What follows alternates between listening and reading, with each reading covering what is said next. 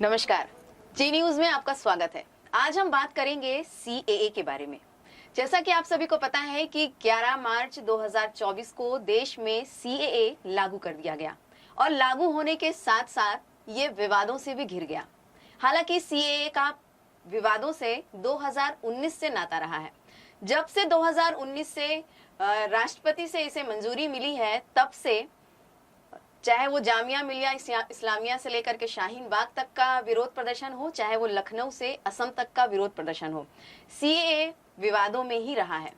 आज हम इसी बात पर चर्चा करेंगे कि आखिर सीएए आने से क्या नुकसान है, क्योंकि केंद्र सरकार का ऐसा कहना है, गृह मंत्री अमित शाह का ऐसा कहना है कि सीएए नागरिकता देने का कानून है, ना कि नागरिकता लेने का। आज हमारे साथ इस बहस में हमारे जो मेहमान हैं उनसे मैं पहले आपका परिचय करा दूं। हमारे साथ हैं कांग्रेस से अनिल सिंह चौहान जी, जो प्रदेश प्रवक्ता हैं। इसके साथ हमारे साथ हैं भारतीय जनता पार्टी से भारतीय किसान मोर्चा के सह कोषाध्यक्ष बीपी सिंह जी। जय श्री राम। आम आदमी पार्टी से हमारे साथ प्रियंका शुक्ला जी हैं, जो सचिव हैं आम आदमी पार्टी की, साथ में वो वकील भी हैं। इसके अलावा हमारे साथ में भारतीय जनता पार्टी से अनमोल झा जी हैं, जो प्रदेश पदाधिकारी भी रहे हैं। सर, हम शुरुआत करते हैं अपनी क्या कहते हैं इस सीए के बारे में। चूंकि इसे केंद्र सरकार ने इसे लागू किया है और जैसे ही इसे लागू किया गया है वैसे ये विवादों में घिर गया है। और चाहे वो कांग्रेस हो, चाहे वो आम आदमी पार्टी हो, चाहे वो टीएमसी हो, चाहे वो एआईएमआईएम की पार्टी हो, सबका ये कहना है कि यदि मोदी जी को और अमित शाह को यदि इसे लागू ही करना था तो इसे चुनाव के पहले क्यों लागू किया। ये उनकी वोट बैंक की राजनीति है। मैं सबसे पहले इसमें जवाब लेना चाहूंगी भारतीय जनता पार्टी के प्रदेश मतलब जो सह कोषाध्यक्ष हैं बीपी सिंह जी से, कि सर आपको ऐसा नहीं लगता है कि गृह मंत्री जो अमित शाह हैं और मोदी जी हैं, उन्होंने केवल वोट बैंक की राजनीति के लिए सीए को लागू किया है? बिल्कुल नहीं मैडम, ये वोट बैंक की राजनीति नहीं है। आपको मैं बता दूं कि जब से सीएए सिटीजनशिप अमेंडमेंट एक्ट जो कानून 2019 लागू हुआ है, कुछ हमारे कांग्रेस के मित्र और कुछ पार्टियां लगातार उसका दुष्प्रचार कर रही हैं कि ये इससे भारत में रहने वाले मुस्लिमों की नागरिकता चली जाएगी। जबकि आपको मैं बता दूं, स्पेसिफिक कानून है ये। ऐसा स्पेसिफिक कानून है कि हमारे आसपास के जो पहले अखंड भारत का हिस्सा हुआ करते थे, अफगानिस्तान, पाकिस्तान, बांग्लादेश, यहाँ से धार्मिक आधार पर प्रताड़ित जो अल्पसंख्यक वर्ग है, जो उस देश में अल्पसंख्यक थे, उनको नागरिकता देने का कानून है। और जो 1972 से जिसकी मांग उठ रही है, आज मोदी सरकार ने उसको पूरा किया।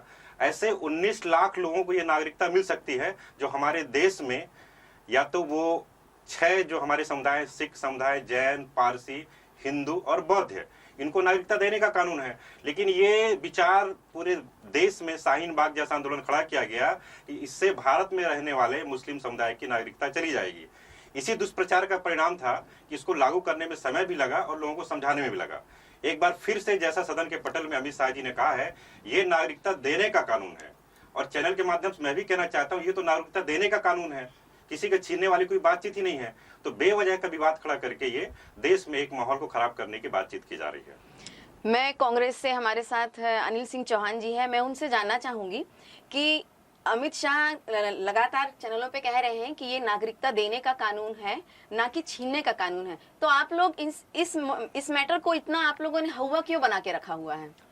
देखिए, ये जो कानून है सबसे पहले तो कब लागू किया गया? आप देखिए 2019 से जब इसमें राष्ट्रपति का मतलब हस्ताक्षर हो गया, माननीय राष्ट्रपति महोदय के हस्ताक्षर के बाद भी 2024 तक इंतजार क्यों?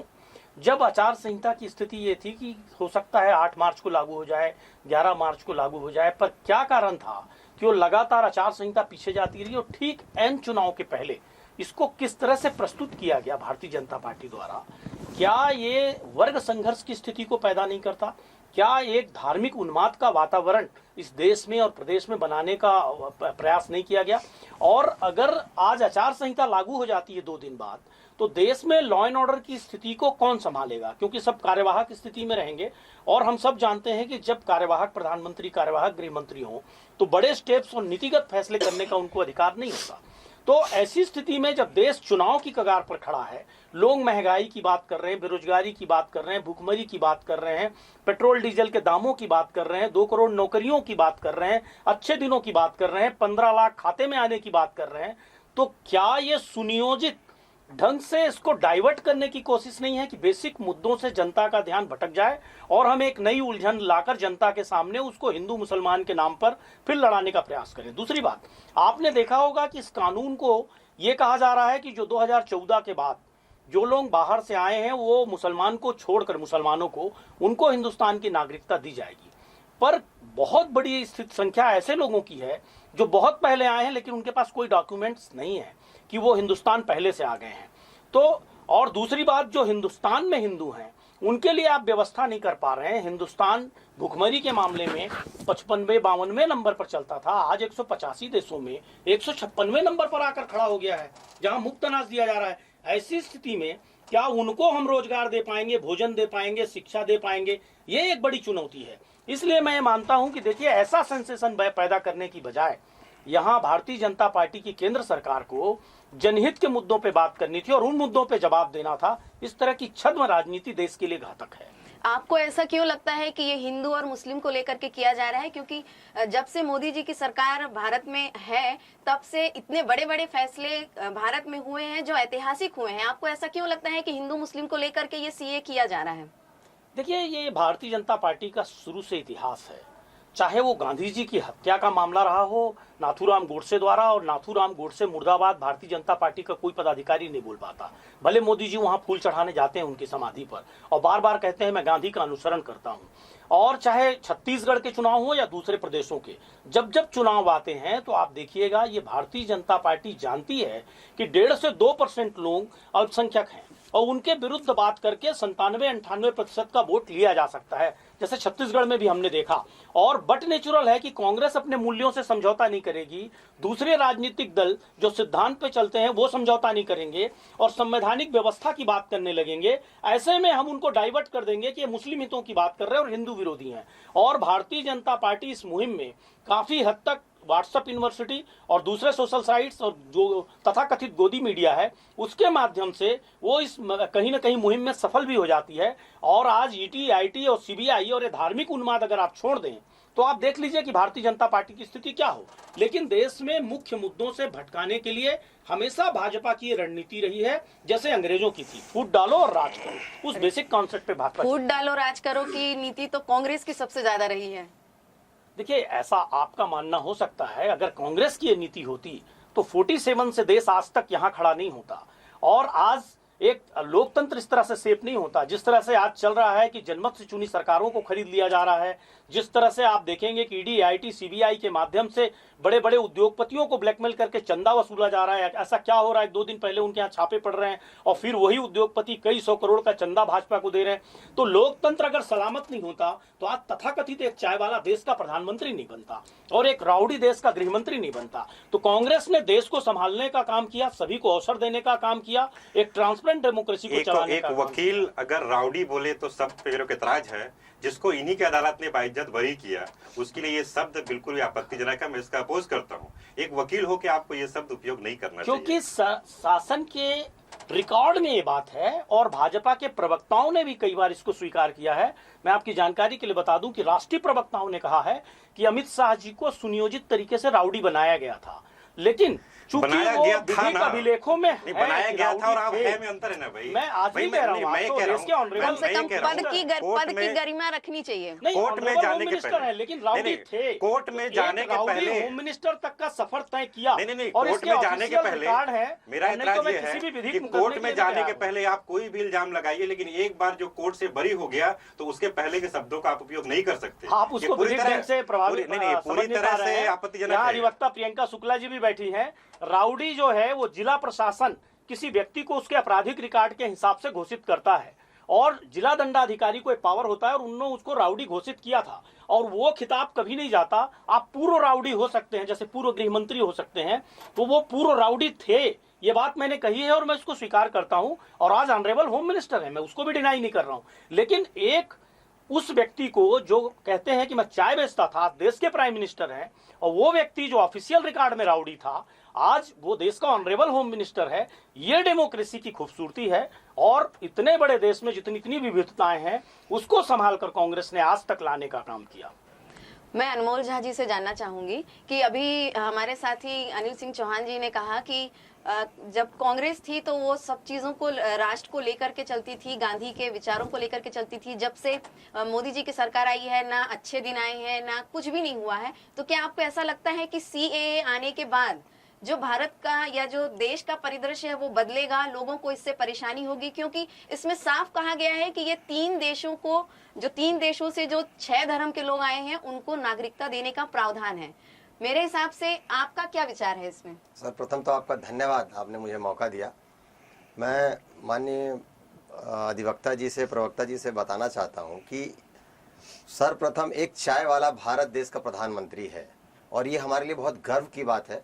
और कांग्रेस में सिर्फ एक परिवार की राजनीति चलती है, शुरू से लेकर अभी तक देखिए सिर्फ एक परिवार का ही बोलबाला है। हमारे में कम से कम ये है कि एक चाय बेचने वाला व्यक्ति प्रधानमंत्री देश का यशस्वी प्रधानमंत्री माननीय नरेंद्र मोदी जी है। एक चीज़। दूसरा, हम लोगों ने जब सीए लागू किया, सीए 2014 से पहले जो पाकिस्तान, बांग्लादेश, अफगानिस्तान से जो लोग आए हुए हैं, जो अल्पसंख्यक है वहाँ, उनको नागरिकता देने का कानून है। इसमें किसी के लिए नागरिकता छीनने का कानून नहीं है। इन्होंने बोला कि नागरिकता समाप्त हो जाएगी, समाप्त करने का कानून नहीं है। हम जो शरणार्थी हमारे देश में आए हैं उनको नागरिकता देने का काम है और ये इससे किसी को नुकसान होने वाला कानून नहीं है, ना कि किसी मुसलमान भाई को नुकसान होगा। हिंदू, बौद्ध, सिख, ईसाई जो 2014 से पहले यहाँ आके रह रहे हैं उनके लिए कानून है, उनके उत्थान के लिए कानून है और उससे भारत देश के किसी भी नागरिक को असर पड़ना नहीं है। दूसरा, इन्होंने ये बोला कि भाई यहाँ के जो गरीब हैं, किसान हैं, उनको भाई आखिर वो तो 2014 से पहले आके यहाँ रह तो रहे हैं ना,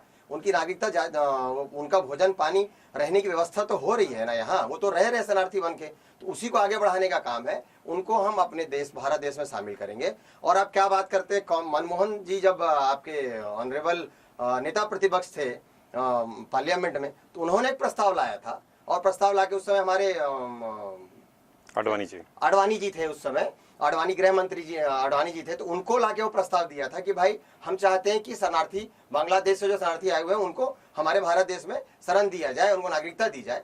तो ये तो आपके लोगों का किया हुआ है। और स्वर्गीय गांधी जी ने भी ये बोला था कि भाई जो लोग यहाँ से आज विभाजन के समय में पाकिस्तान या बांग्लादेश या अफगानिस्तान गए हैं, समय थोड़ा सा बराबर हो जाए, अच्छा हो जाए, तो उसका तो उनको वापस हम भारत देश में लाके उनको नागरिकता प्रदान करेंगे। ये तो आपका किया हुआ है, आप लोगों ने खुद किया है भाई, तो उसको तो हम लोगों ने लागू किया और लागू इतने अच्छे तरीके से हुआ है कि आज किसी को कोई परेशानी नहीं है। सिर्फ वोट की राजनीति करने के लिए कांग्रेस और आम आदमी पार्टी के लोगों ने इसको अफवाह फैलाया है कि इससे ये नुकसान हो रहा है, मुसलमानों को परेशानी। किसी कोई परेशानी नहीं है, यथावत जैसा चल रहा है वैसा चलेगा।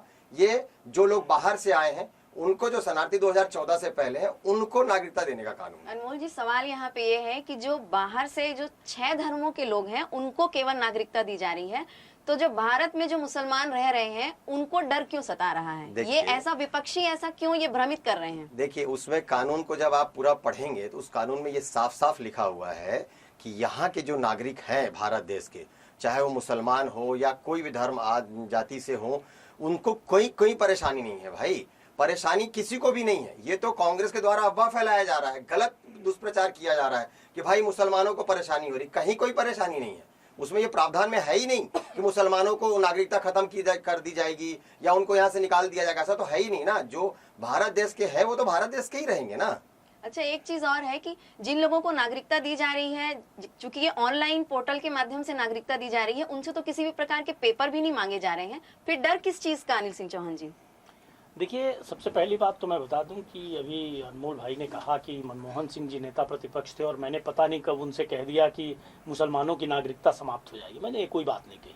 मैं सिर्फ ये कह रहा हूं कि इस समय जो 2019 से राष्ट्रपति द्वारा मंजूर हुआ हो, उसको इस समय क्यों लागू किया गया? क्या बेसिक मुद्दों से, जैसे अभी इलेक्ट्रॉल जो डोनेशन लिया है भाजपा ने अवैध तरीके से, क्या उससे भटकाना चाहती है या मुख्य मुद्दों से भटकाना चाहती है? इस विषय पर शायद महादेव ऐप भी तो कांग्रेस के टाइम का है ना सर, तो ये भी तो उसी में आ गया। मैं बिल्कुल महादेव ऐप पर भी आ जाऊंगा, आप उस पर एक अलग डिबेट रख लीजिएगा। महादेव ऐप, मैं आपको बताना चाहता हूं कि कोई भी ऐप जो हिंदुस्तान में चलता है, राष्ट्रीय स्तर पर उसको प्रतिबंधित किया जा सकता है।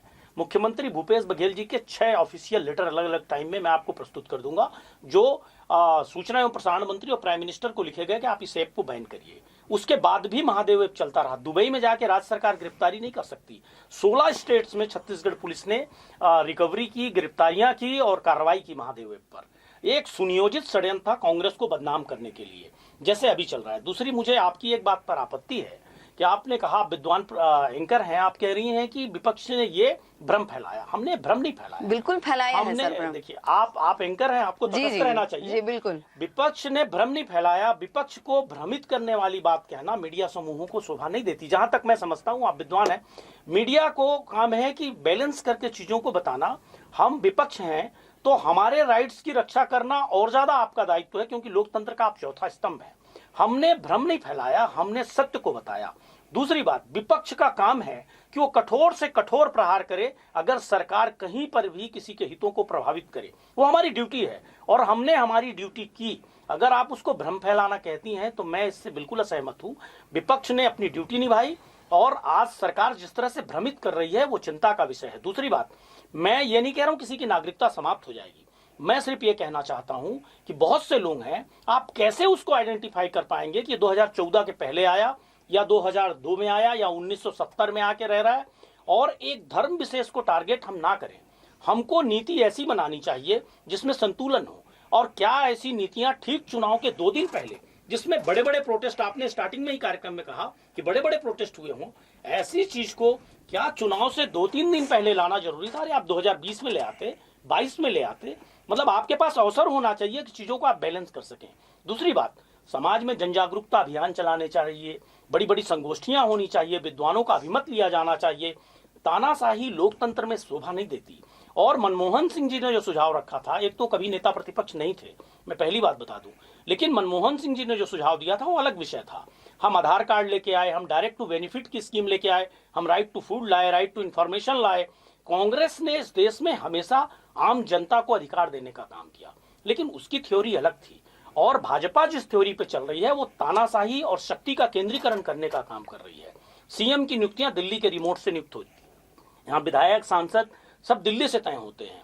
और भाजपा का संगठन भी राष्ट्रपति शासन से परेशान है। दिल्ली से कैसे तय कार्यकर्ताओं हुआ? की तो उपेक्षा हमने तो होती है। टी.एस. सिंहदेव जी और भूपेश बघेल जी की लड़ाई में देखा।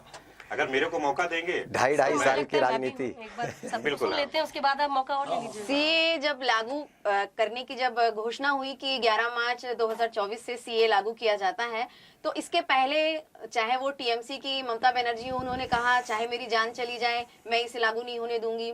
फिर असदुद्दीन ओवैसी ने भी कहा कि आप इसकी क्रोनोलॉजी समझिए कि जैसे ही चुनाव का समय आता है वैसे ही अपना नया फंडा राग अलापने लग जाते हैं। वैसे अरविंद केजरीवाल जी ने भी बीच बीच में अपना बयान दिया कि यदि हम इनको अपने यहाँ इनको नागरिकता देते हैं तो हमारे देश में या हमारी दिल्ली में रेप की जो संख्या है वो बढ़ जाएगी, चोरी बढ़ जाएगा, लूट बढ़ जाएगा। तो मैं प्रियंका शुक्ला जी से जानना चाहूंगी, आप चूंकि वकील हैं, तो पहली बात तो क्या आप इस बात से सहमत हैं कि जो अरविंद केजरीवाल जी हैं वो सीए पे उन्होंने इस टाइप का जो बयान दिया वो क्या सही था? नहीं, देखिए, मुझे लगता है एक तो हमने सबकी बात सुन ली, ये इतना बयान नहीं है। अगर आप अरविंद केजरीवाल की बात करें तो अरविंद केजरीवाल ने बहुत लॉजिकल और बहुत स्ट्रैटेजिकली पूरे आंकड़े रखे हैं।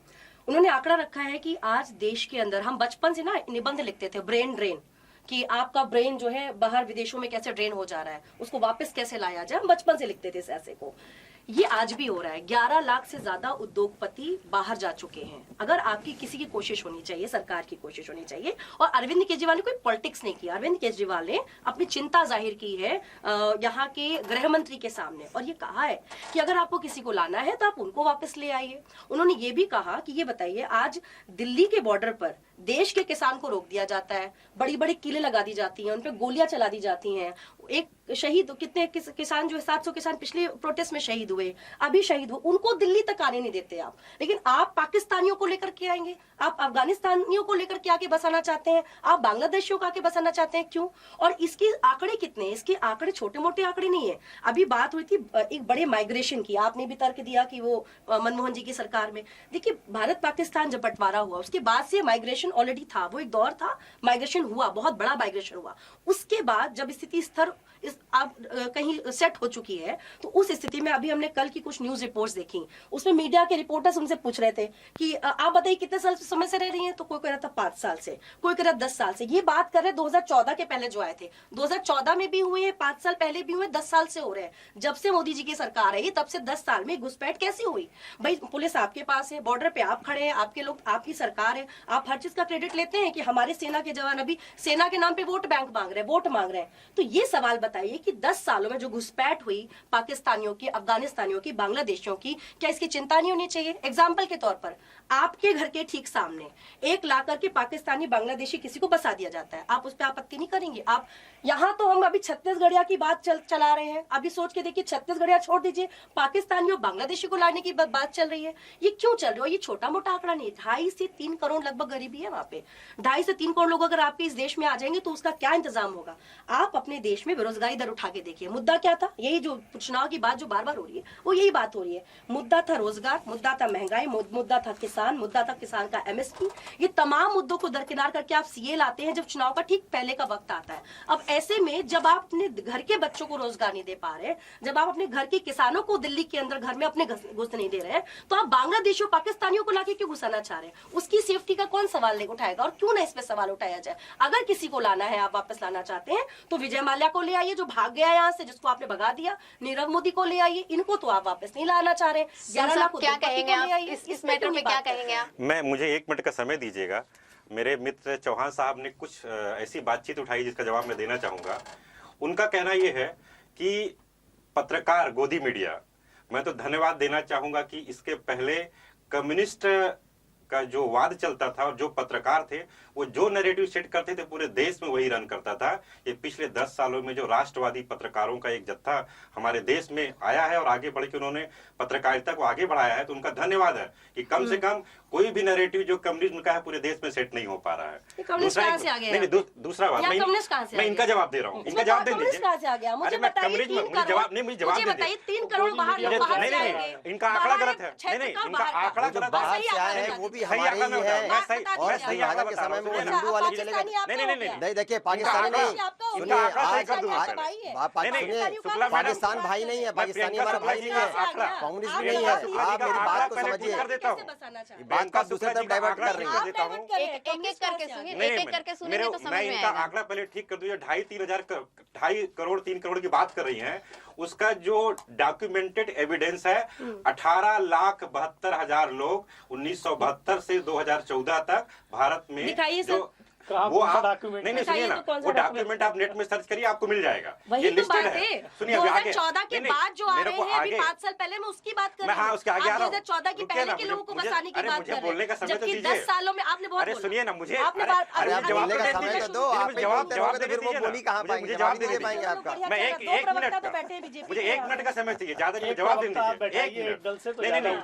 1 मिनट का समय दीजिए मुझे, बस 1 मिनट का समय दीजिए। देखिए क्या है, 1950 में जब संविधान का निर्माण भारत देश में हुआ तो उसमें अनुच्छेद 6, 7, 8, 9, 10 जिसके तहत जो केंद्र सरकार और सदन को यह आदि दी गई कि आप नागरिकता के आधार पर किसको देना है किसको नहीं देना है, आप उसका अपना कानून बनाइए।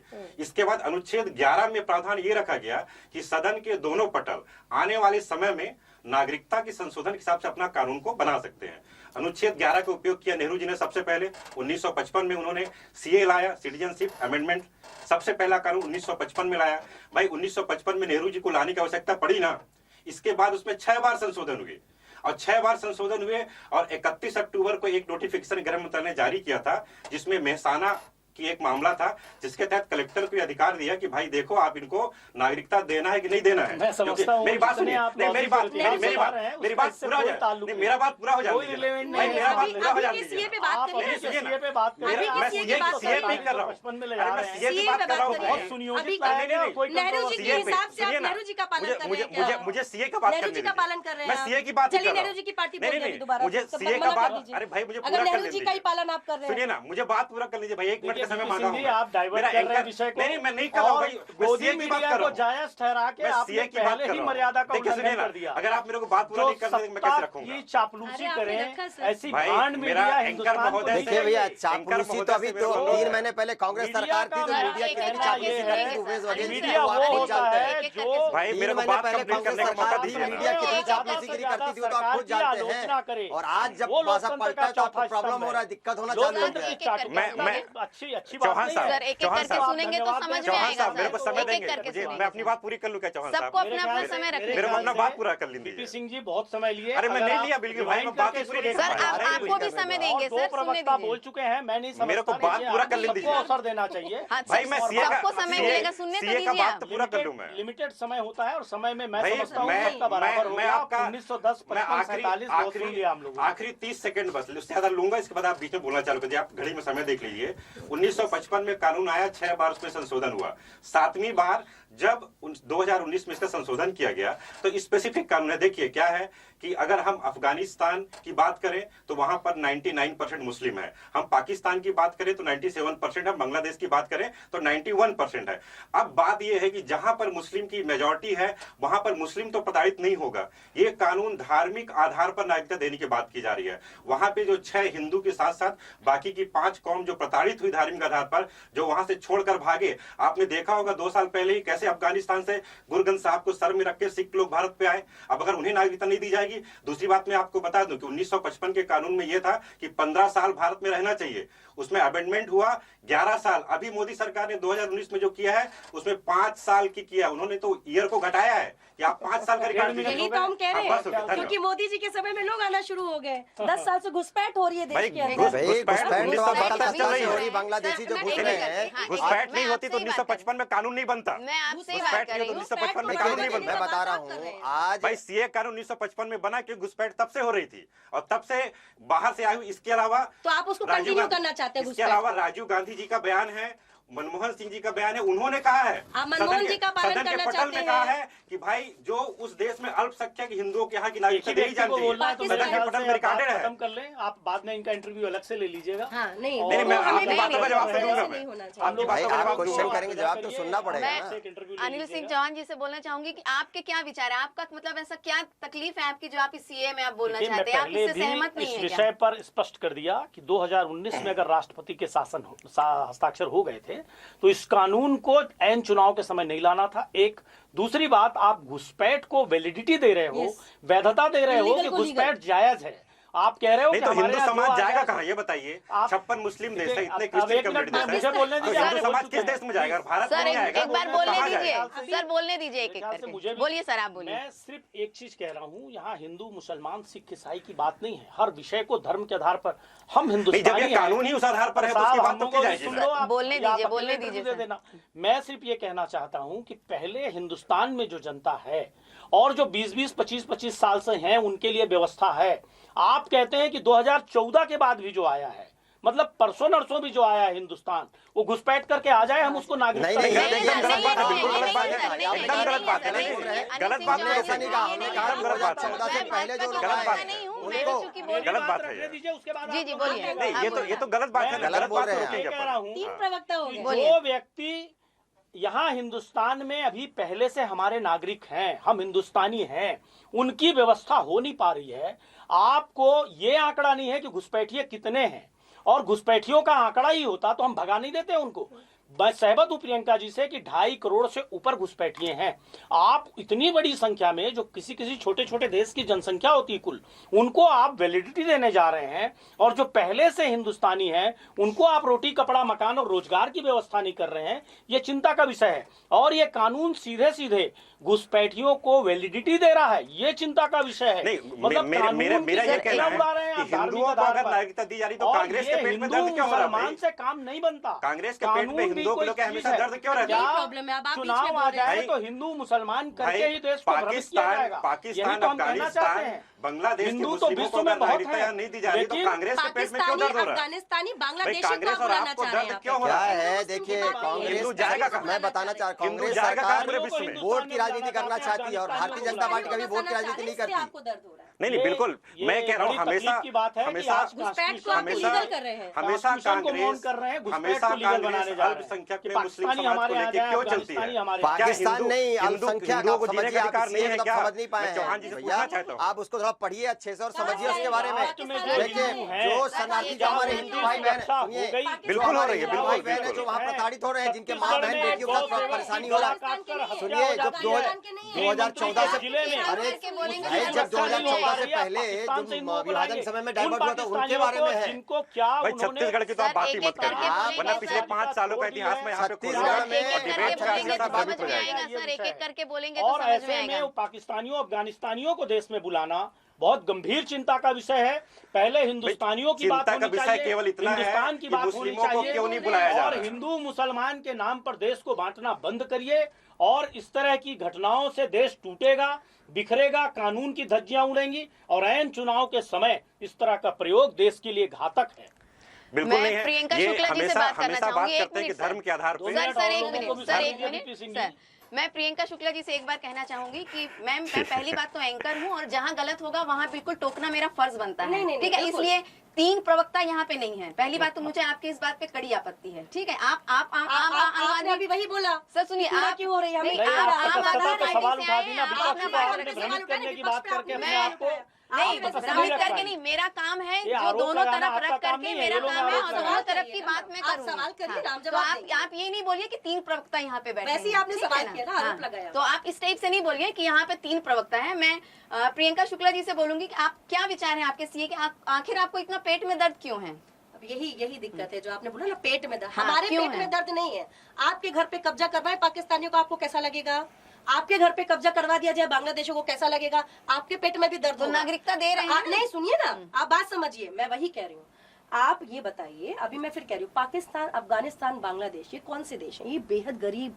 हम भारत हमारा कहाँ से कहाँ पहुंचा, ये गरीब देश है। जब आप इस चीज को लीगलाइज करेंगे, अभी तो आपका इलीगल घुसपैठ इतना ज्यादा है, इसको ये घुसपैठ ही बोलते हैं मैडम, कि जब आपने नागरिकता नहीं दी थी, जब आप मुझे बताइए, मेरा पूरा नहीं, होने- आप अरे मुझे मेरा पूरा घुसपैठ- होने- नहीं, आप मेरे को एक बात मैं- बताइए, नहीं, मेरा पहले घुसपैठी पूरा होने और दीजिए मेरा। शरणार्थी में अंतर मेरा मुझे बताइए। पूरा होने दीजिए। आप मुझे मेरा पूरा घुसपैठी होने और दीजिए। शरणार्थी मैं में फिर अंतर कह- बताइए। मेरा नहीं, पूरा फिर मैं होने किसी दीजिए। दूसरे से बात नहीं, मेरा करूंगी। पूरा होने दीजिए। जब इतनी लीगलाइज नहीं था तब तो इतनी घुसपैठ हो रही है, लोग आ रहे हैं वहां से माइग्रेंट होके 5 साल 10 साल पहले। इसीलिए मैं बोल रही हूँ कि अब ये संख्या जब आप लीगलाइज करेंगे तो इसकी संख्या सोच के देखिए, इमेजिनेशन से बाहर होगी कि वो देश गरीब है और वो नॉर्मल सी, जब आप लीगलाइज कर दोगे तो वहां से भरे भरे लोग के माइग्रेशन होंगे और हम इसको रोक नहीं पाएंगे उस तादाद में जहां हमारा देश का आर्थिक स्थिति नोटबंदी और ये कोरोना काल के बाद ऑलरेडी धड़ाम हो चुका है। हमारा किसान एमएसपी के लिए चीख रहा है कि हमें एमएसपी दे दो, हमारे किसान को नहीं दे पा रहे रोजगार। महिलाएं अभी किसान पे अलग से बहस कर लेंगे मैडम। फिर आप बोल दिए, सीए पे आइए बोलने आप। दीजिए सर, आप बोलने बोलने दीजिए। दीजिए, तो हम चल देते हैं। नहीं तो किसान के बोलने मुद्दे पे हम दीजिए अलग से मेरे बहस को। कर लेंगे, अब बताइए अब ना। इन्हीं को सर बैठा लीजिए अगली बार से अकेले।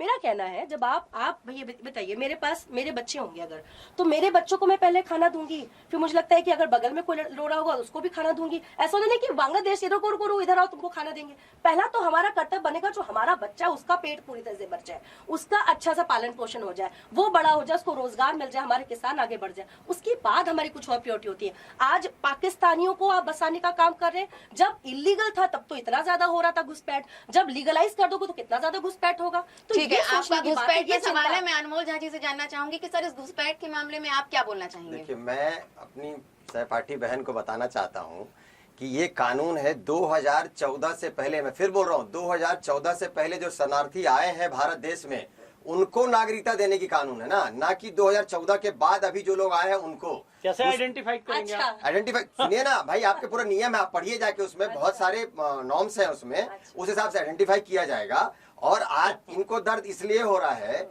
कि माननीय इनके जो नेता हैं, माननीय केजरीवाल जी, उनके ऊपर इतना सारा भ्रष्टाचार का आरोप लगा है, उस बात को डाइवर्ट करने के लिए इन्होंने ये सब बात वो तो हर जो भी विपक्ष बात के कहा नेता है। पे लगा हुआ है। और आज मामले में सर और दिख रहा है जैसे कि भैया क्या कर रहा है ने आपकी बोला पार्टी ने। कि ये मीडिया का जो भी परेशानी है, आज 3 महीने पहले का उठा के देख लीजिए आप, आज यही मीडिया 3 महीने पहले भूपेश बघेल के और कांग्रेस सरकार के चीजों को गुणगान किया करती थी, और 3 महीने बाद अचानक इनको प्रॉब्लम होने लगा कि भारतीय जनता पार्टी के जब पक्ष में राष्ट्रवाद की बात कर रही है, इनको ये सब चीजों दिक्कत है, इनको राष्ट्रवाद से दिक्कत है, इनको राष्ट्रवाद से। वहाँ जो शरणार्थी, देखिए जो विभाजन के समय में जो, देखिए अल्पसंख्यक, सुनिए बात, आप मेरे को बोलने देंगे, आप बोलने नहीं देंगे तो फिर आप ही बोल लीजिए, यही बात आपके तरफ भी लागू होता है, आप ही बोल लीजिए, फिर मैं ही उठ के चले जाता हूँ। बोलने दीजिए, आप भी सुनिए, आपने बोला, मैं बड़े शांति से सुना हूँ। अनमोल जी शॉर्ट में खत्म करिए। हाँ, मैं बड़े शॉर्ट में खत्म करता हूँ कि क्या है कि कांग्रेस की सरकार जब से भारत आजाद हुआ तब से लेकर अभी तक वोट की राजनीति करते आई है, हिंदू मुस्लिम सिख ईसाई बांटने का काम करी है। भारतीय जनता पार्टी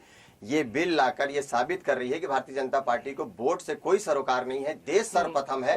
भारतीय जनता पार्टी सिर्फ देश प्रथम को लेकर आगे चलती है और उस हिसाब से काम कर रही है। और ये सीए लागू होने से बांग्लादेश प्रथम, नहीं, ये गलत बात है। बांग्लादेश प्रथम नहीं, जो शरणार्थी, सुनिए, विभाजन के समय में जो लोग, विभाजन के समय में राष्ट्रवाद नहीं है। बोलने देंगे तब तो बोलेंगे। मैडम आप बोलने ही नहीं दे रहे तो फिर बात कहाँ करें? बात सुन लीजिए, मैं क्या बोलना चाह रहा हूँ। विभाजन के समय में आज हमारे हिंदू भाई बहन जो वहाँ थे, अल्पसंख्यक हो गए, आज उनकी स्थिति देखिए, जो यहाँ से भाग के यहाँ आके रह रहे हैं, उनके पास खाने के लिए व्यवस्था नहीं हो पाती, आज उनको नागरिकता मिलेगी, उनके लिए रोजगार का साधन मिलेगा, उनको रोजगार मिलेगा। और हिंदुस्तान के लोगों के पास छत्तीसगढ़ ने, देखिए आज 1300 करोड़ का इससे पहले आज लिया ना, कांग्रेस सरकार ने क्या किया था? कांग्रेस सरकार कर्जा लेके सिर्फ अपना जेब भरी, तो किसानों को गया ना भाई, किसानों को गया ना, कोयला घोटाला, महादेव घोटाला, सब में इनके महामहिम। अभी वो यादव जी अभी जेल में है, कल वो 205 लाख जमानत मांगी, जमानत नहीं मिला, हर एक चीजों में घोटाला। देखिए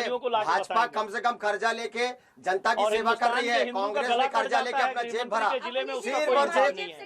सिर्फ कांग्रेस ने अपना जेब भरने का काम किया है। अभी देखिए कितने सारे घोटाले हुए कांग्रेस सरकार में, दारू घोटाला अलग है, कोयला घोटाला अलग है, महादेव घोटाला अलग है। बताइए कितना राजस्व आ गया 3 महीने में? भाई राजस्व भी तो आ रहा है ना, अरे अभी 3 महीने हुए हैं, अभी आप देखते जाइए, अभी तो 3 ही महीने हुए हैं भैया। आपके पेट में दर्द होना चालू हो गया अभी से, शराब बेच रहे हैं तो 3 महीने में आपके पेट में दर्द होना चालू हो गया है। आने वाला समय देखिए आपको क्या क्या परेशानी होने वाली है। जितने घोटालेबाज हैं कांग्रेस के, सब एक एक करके जेल के अंदर जाएंगे, समझ के देखिए। वाले लोग हैं, बोलने ही नहीं देंगे आप, वैसे तो बोलने ही नहीं मौका मिलेगा ना। अभी तो कांग्रेस के एक लोग जेल जाएंगे, देखते जाइए, धाराओं को किल करने का सब भ्रष्टाचार में लिप्त है। और इसीलिए छत्तीसगढ़ की जनता ने उनके मुंह में जोरदार तमाचा मारा है, और तमाचा मारने का भारतीय जनता पार्टी सरकार आई और 3 महीने। अरे ठीक है, हम मानते 12 सीट में आए, सुनिए हम मानते 12 सीट में आए, लेकिन फुल बहुमत के साथ वापस आए। हम मानते 12 सीट में आए, लेकिन उसके बाद हम फुल बहुमत में आए, फुल बहुमत के साथ वापस आए। आपकी स्थिति ये है कि अब देखते जाइए एक एक करके सब जेल के अंदर जाएंगे। चुनाव लड़वाए हैं, इतना तो बोल रहे हैं आप, इतना तो बोल रहे हैं। आखिरी में मैं एक बात कहना चाहूंगा, आखिरी में सर एकदम एक लाइन पे कांग्रेस के पेट में, मैं बस लास्ट आखिरी एक लाइन कहना चाहूंगा कि कांग्रेस और आम आदमी के पेट में दर्द इसलिए है कि सीएए में मुस्लिम समुदाय को क्यों शामिल और ये खुश इसलिए है इससे ज्यादा क्योंकि पाकिस्तानियों को आप बचाना चाहते हो। हम खुश है कि उसमें हिंदू, क्रिश्चियन, सिख, बौद्ध सभी अल्पसंख्यक शामिल किया गया। हम खुश है कि हिंदू समाज के लिए एक देश है कम से कम भारत, जहाँ पे अपना शरण ले सकता है।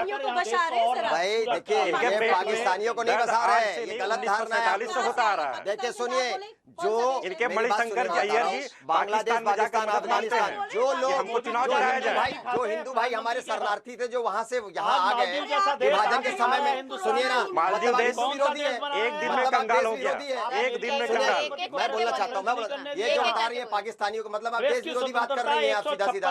भाई आखिर जो वहाँ हिंदू थे, जो वहाँ से अर्थव्यवस्था 5वें नंबर पे आ गई, आपको शायद जानकारी नहीं है। भाई सब हिंदू है, हमारे भाई हमारे साथ के लोग हैं। आप डाइवर्ट किसान की तरफ कर रहे हो बात को सुनिए पहले। उनके लिए कीले, उनके लिए बंदूक। अरे बात यहाँ सीए की हो रही है, आप किसान पे चले जा रहे हैं। डिबेट यहाँ सीए की हो रही है, आप वो किसान का मुद्दा उठा रहे हो। भाई सीए के डिबेट में बैठे, यही तो मुद्दा है। आप सबको दे लिए, आप कंट्रोल कर लिए कि पाकिस्तानी बांग्लादेशियों, अफगानिस्तानियों को बसाएंगे, यही तो मुद्दा है। हिंदुस्तान की जनता अखंड भारत की ओर जा रहा है, और भारत देश अखंड भारत की ओर जा रहा है, और इससे कांग्रेसियों को और आम आदमी पार्टियों के पेट में दर्द होने वाला है। आने वाले समय में इनको परेशानी सिर्फ इस बात की है कि इनका जनाधार पूरा खत्म होने वाला है। आने वाले समय में स्थिति बहुत खराब होने वाली है। बांग्लादेशियों को बसा लेना, अखंड अनिल जी भारत अब है। खत्म करें। आपने अभी सीए के मैटर पे आपने हमारे जितने भी पार्टी के वरिष्ठ हैं उनके आपने विचार सुने। 11 मार्च 2024 से सीए भारत में लागू हो चुका है। इसके क्या अच्छे परिणाम मिलते हैं आने वाले 2-4 दिनों में छत्तीसगढ़ सहित सभी जगह में क्या बोलते हैं आचार संहिता भी लागू हो जाएगी, चुनाव की डेट्स भी आ जाएंगी, तब हमको पता चलेगा कि इस सीए का फायदा मोदी जी को मिला कि इनकी कांग्रेस को मिला कि आम आदमी पार्टी को 2 मिला। महीने बाद जनता मोहर लगाएगी। जय आप श्री राम। सभी का हमारे स्टूडियो में आने के लिए बहुत बहुत धन्यवाद धन्यवाद। सर जय कि श्री आप लोगों ने राम। आकर के इतनी अच्छी डिबेट शो में आप हमारे साथ आए। सर एक बार बहुत बहुत धन्यवाद। नमस्कार। नमस्कार।